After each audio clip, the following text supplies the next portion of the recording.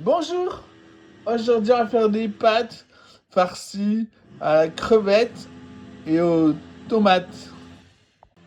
Alors il vous faut des crevettes crues, c'est important. Il en faut 800 grammes. La recette est pour 4 personnes. On peut déjà jeter toutes les têtes et on va garder la carapace par contre. Voilà, c'est fini d'éplucher. Il me reste pas grand chose, hein. Non, réserve au frigo.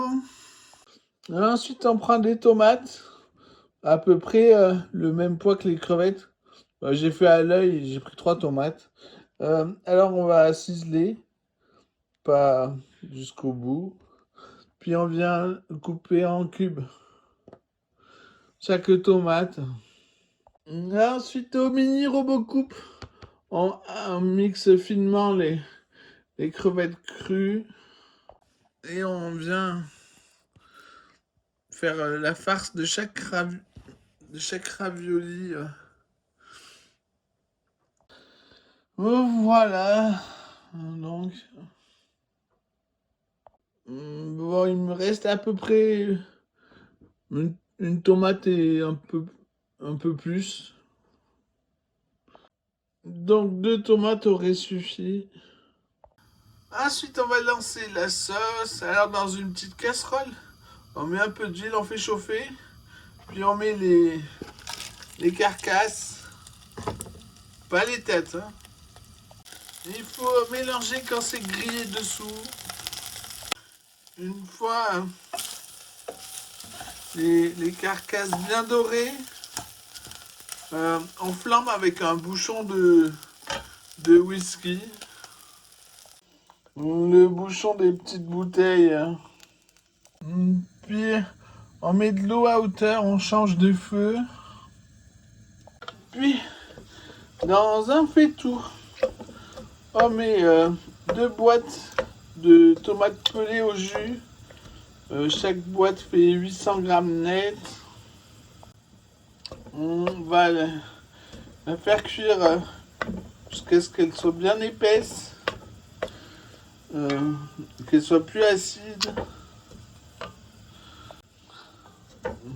En début de cuisson, avec une spatule, on les coupe grossièrement. Pendant ce temps, on pèse 250 grammes de semoule de blé très fine. On y ajoute 50 grammes de farine. Puis on y met 3 œufs. Et on mélange bien. Une fourchette, pourquoi pas. On y ajoute petit à petit de la semoule de blé jusqu'à ce que la pâte ne colle plus. Voilà, la pâte ne colle plus du tout. À la machine à pâte, on prend le rond là. Une fois arrivé là, on met pause, on met la farce, on referme et on remet en marche. Une fois arrivé là, on remet pause et on vient couper. Ça tombe dans un peu de farine. Bon, alors je galère. Il vaut mieux pas arrêter la machine, mettre la farce dedans et aussi fermer comme ça en poussant la farce à l'intérieur jusqu'à ce qu'il y ait assez de pâte pour faire ça des deux côtés. Voilà, j'ai fini. Ça m'a mis presque 2 heures et j'ai 2 étages. Au plongeant, on vient mixer les pots de crevettes. Une fois bien mixé, on le met dans une passette qui est dans une casserole. On écrase bien pour sortir tout le jus. Puis on le met à réduire. La sauce tomate a assez cuit. Elle ne pique plus. Elle est aussi savoureuse. On va la mixer au plongeant. On débarrasse dans un petit plat la sauce tomate qu'on met au frigo. Puis on prend une très grosse casserole. J'ai pas envie qu'elle se colle.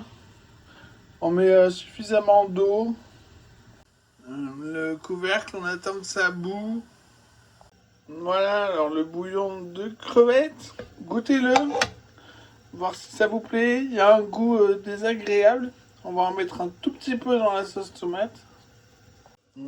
Ajouter demi-cuillère à soupe par demi-cuillère à soupe. C'est juste pour donner un léger parfum. Quand l'eau bout, versez-y les raviolis en mélangeant délicatement. Pas qu'elles se collent. Après, pour la cuisson, ben, va falloir goûter. Les pâtes fraîches, ça cuit, je sais pas, moi, 5 minutes, ça me semble être à peu près. Pendant que ça cuit, on va saler, poivrer, mélanger, goûter, recommencer si nécessaire. Quant à là, on peut dire la bisque. On peut pas tout mettre, ça serait pas bon sinon. Alors ça a mis à peu près 20 minutes. Ouais, sa façon de savoir, c'est de goûter.